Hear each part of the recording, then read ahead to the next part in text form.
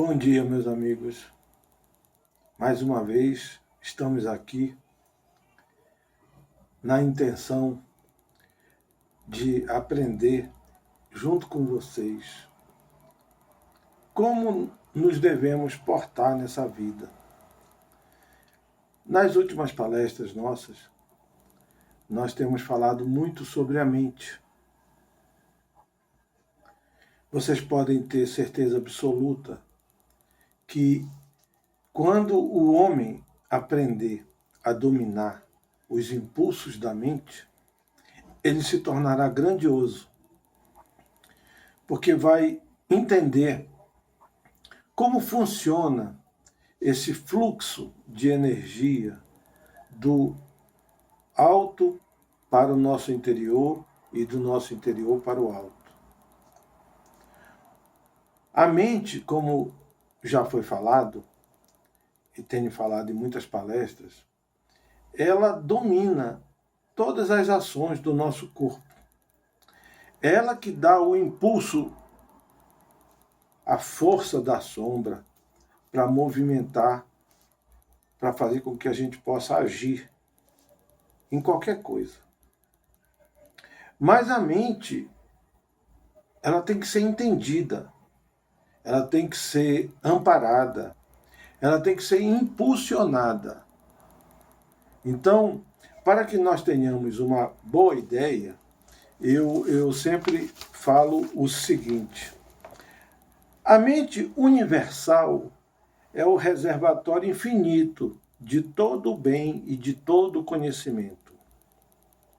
Tudo sempre ali esteve, está e estará, pois a mente universal é o núcleo da energia absoluta, de onde provém todas as coisas e provisões. A mente universal, ela é perfeita. Ela é a mente de Deus, é a mente universal. Então, o homem, no seu complexo corpo e mente, guarda em si todos os seus requisitos de sabedoria, conhecimento e poder, que podem ser ativados pelo despertar da mente. É interessante porque eu sempre falo que se nós tivéssemos noção da força que nós temos, desse mecanismo que nos é dado para que a gente supere todas as nossas fraquezas, as nossas necessidades, renove os nossos conhecimentos, esse mecanismo, ele é a coisa mais impressionante. Ele não tem noção da força que ele tem. Quando nós passamos a entender esse complexo da mente, a gente começa a proporcionar um ambiente adequado para que ela trabalhe harmoniosamente, buscando, aurindo o máximo de benefício. Nós temos que entender uma coisa. A mente, eu gosto muito de ler isso, porque isso é muito, muito interessante. A mente do complexo hominal, ela é ela é única, mas divide-se em três áreas distintas.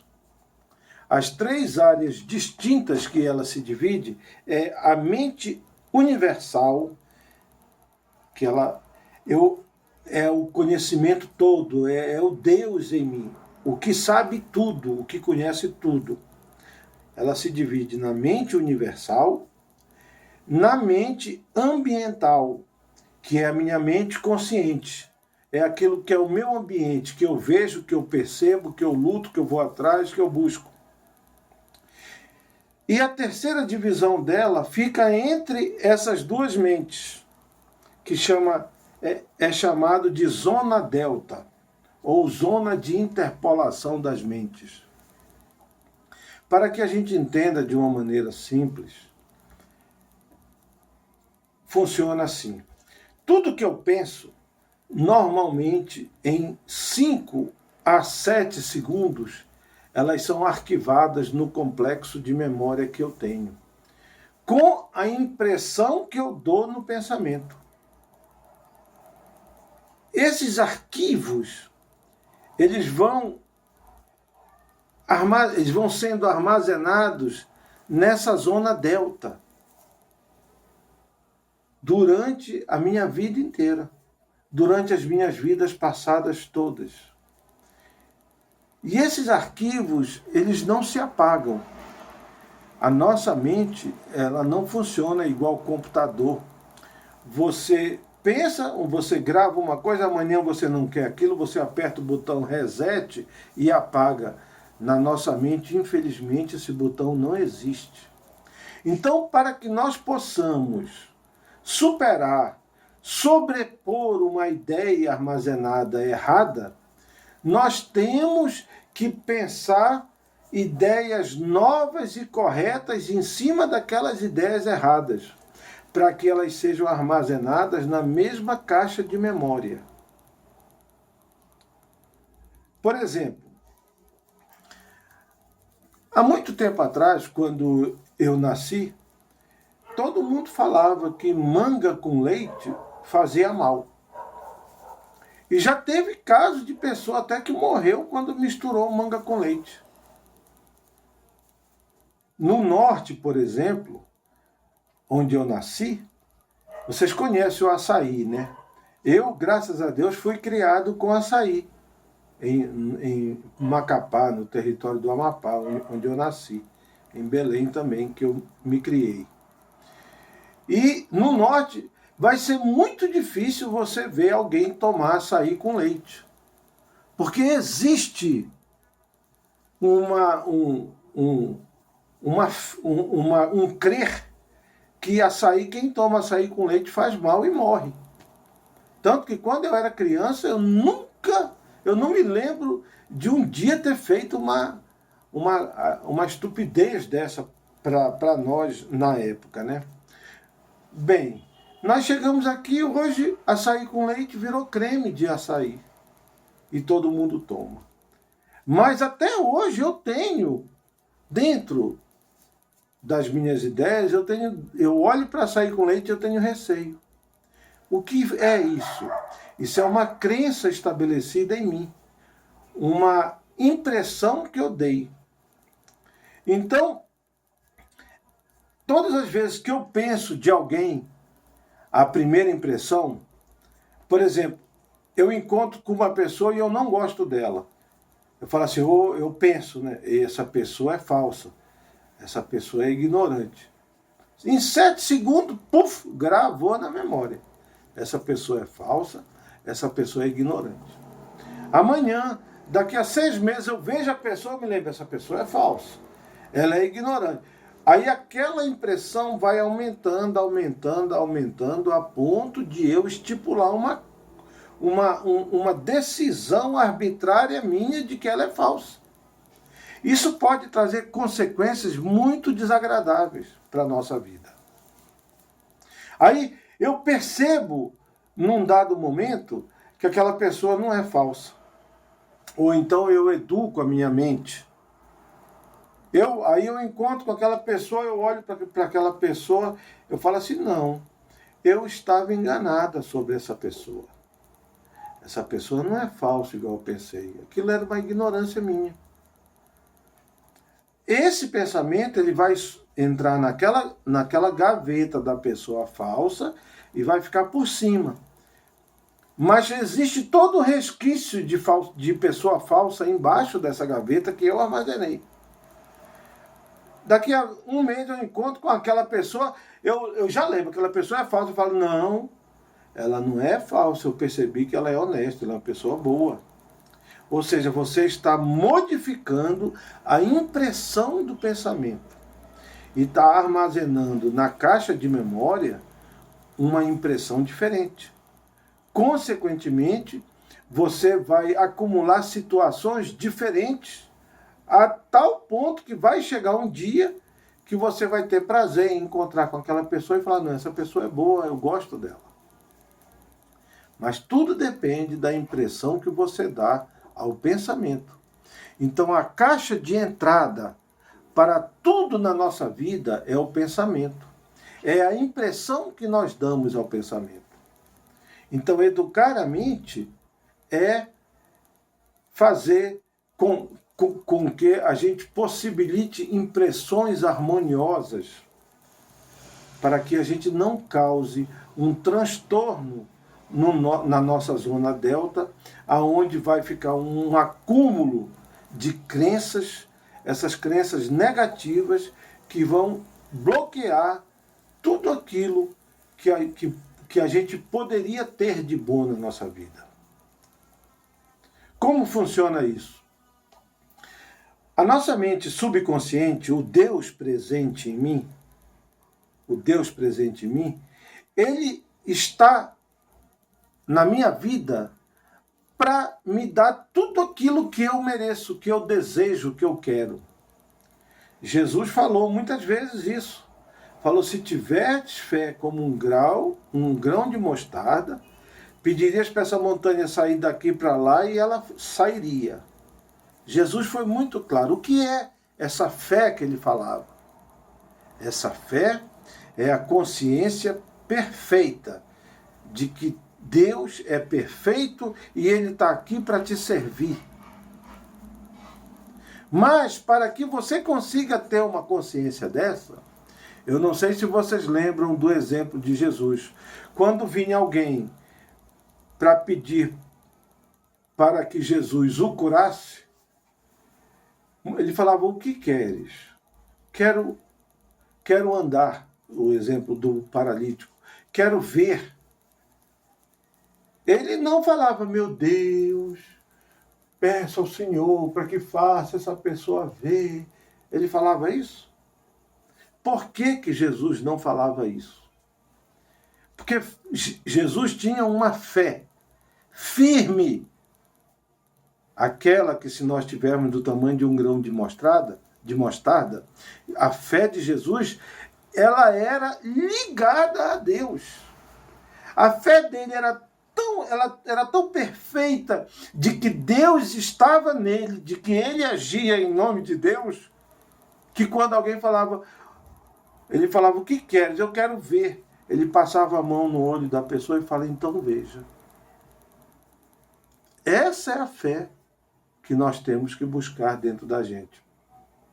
É aquela fé na confiança estabelecida em Deus e que as ações de Deus está presente em mim e eu sou consequência de Deus. Então, como Jesus falou, o que quiseres pode pedir que lhe será dado. Mas aí você fala, gente, mas eu sempre peço para ganhar na loteria, eu peço para ficar rico, eu peço para isso, eu peço para aquilo, eu nunca consigo nada. Por que será? Lembre que eu falei que entre as duas mentes, a mente universal, que é o subconsciente, e a mente ambiental, que é o meu consciente, entre as duas mentes existe a zona delta, ali que se armazenam todas as nossas memórias e as situações de crer que nós colocamos lá. Muitas vezes, você batendo papo com um amigo, você fala assim, eu não acredito em político, para mim todo político é ladrão. Não, eu sempre ouvi falar que quem é rico nunca vai entrar no reino dos céus. Eu sempre ouvi falar que dinheiro não traz felicidade. Dinheiro, quem tem muito dinheiro, quem é rico, não vai para o céu. Você muitas vezes já falou isso. E sem querer, e querendo, e fazendo, sem querer e fazendo, você gravou na zona delta que dinheiro faz mal, que ser rico não entra no céu. Todas essas crenças que você estabeleceu estão gravadas e armazenadas na zona delta. Então, quando você fala, Pai, Deus, deixa eu ganhar na loteria, deixa eu ficar rico, aí o universo manda a resposta, você vai ficar rico, aí vem a situação de você conseguir a riqueza. Mas quando ela chega na zona delta, ela bloqueia, porque o seu verdadeiro sentir fala que ser rico não entra nos céus. Aí aquilo volta. Porque você bloqueou com as suas crenças. Outro dia eu vou falar sobre como lidar com as nossas culpas. Porque aí, nessa zona delta, na zona entre o consciente e o subconsciente, que nós não temos consciência, mas que nós percebemos com as nossas atitudes. Por exemplo, um dia a minha mulher virou para mim e falou assim: Wando, se eu ganhasse 2 milhões na loteria, o que a gente iria fazer agora? Aí na mesma hora eu levei um susto e inconscientemente eu falei: poxa, mas eu não mereço isso não. Eu falei sem eu perceber. Aí eu falei: gente, mas de onde veio essa história de que eu não mereço isso? Aonde está esse bloqueio? Aonde eu coloquei na minha mente que eu não mereço os dons e as bênçãos de Deus? Aí eu comecei a ter maior percepção naquilo que eu penso e naquilo que eu falo, na impressão que eu armazeno as coisas.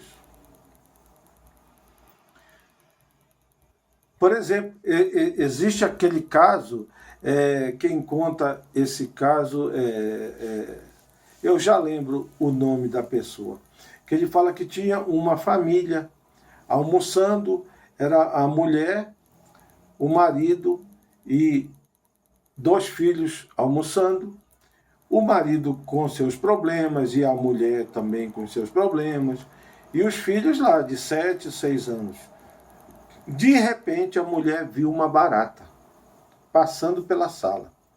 A mulher deu um berro e falou: olha, esse monstro, não sei o quê. E o marido, naquela loucura, pulou da mesa, pegou uma vassoura, saiu correndo atrás da barata para mostrar que ele era o homem da casa e matou a barata, esfacelou a barata. As crianças observaram aquilo. O que foi armazenado na mente da criança naquele momento? A barata, ela é um monstro. E se a gente deixar ela solta, ela come a gente, ela vai matar a gente, é um monstro. Aí aquelas pessoas nascem com fobia de barata e não sabem por quê. Em uma encarnação atrás, ela armazenou que era um monstro. O estudioso fala: se o pai, a mãe tivesse olhado e falado: bem, ó uma barata ali. Aí ele falou: bem, deixa ela passar, ou então varre ela daqui e deixa ela embora. O que as crianças iam armazenar em suas mentes? A barata é um inseto que não faz mal para ninguém e deve ser colocada para fora. Sem traumas, sem medos, sem horrores. Então, quando nós estamos conversando com o nosso cônjuge, conversando no nosso ambiente doméstico, no nosso ambiente social, a gente tem que ter muito cuidado, porque muitas vezes a maldade que existe dentro de nós transferimos para aquela pessoa que nós estamos observando. E uma mente descontrolada, uma mente sem equilíbrio, coloca situações de impressão poderosas no seu crer. Muitas vezes, estabelecendo aquela pessoa uma coisa errada sua e colocando aquela pessoa como um demônio na sua vida. Então, essa pincelada sobre o que é a nossa mente é que a gente deve ter muito controle, porque a minha mente, a mente universal, ela sabe tudo, ela sabe o como fazer. Então, quando eu vou ensinar uma coisa para vocês que eu faço muito. Quando eu quero uma resposta que eu ainda não tenho, que eu estou buscando, na hora que eu for dormir, na hora que você for dormir, você faz uma oração e fala: Pai, eu peço para o meu subconsciente, para que ele me induza através de insights a ter um entendimento sobre tal assunto, a ter um entendimento em como eu faço para resolver isso, como eu faço para resolver aquilo. Você faça a sua oração e durma. No outro dia, ou depois de um dia, ou depois de 3 dias, o seu pedido, respondido pela sua mente universal, vai se postar através de um insight, que se você estiver atento, você vai falar, olha, era isso que eu queria saber. É importante que a gente tenha consciência disso. Nós vamos falar em outra oportunidade sobre o lidar com essa impressão, como que nós devemos pensar para as gavetas da nossa memória estarem harmoniosas para não ocasionar bloqueios. Esses bloqueios são os que atrasam a nossa vida. São as causas que fazem com que a gente não receba nada do que a gente pede.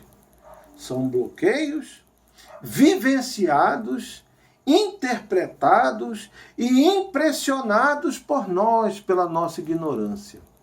Se ao impressioná-los nós tivéssemos dado mais amor, mais harmonia e mais paz, não teria se transformado em um bloqueio.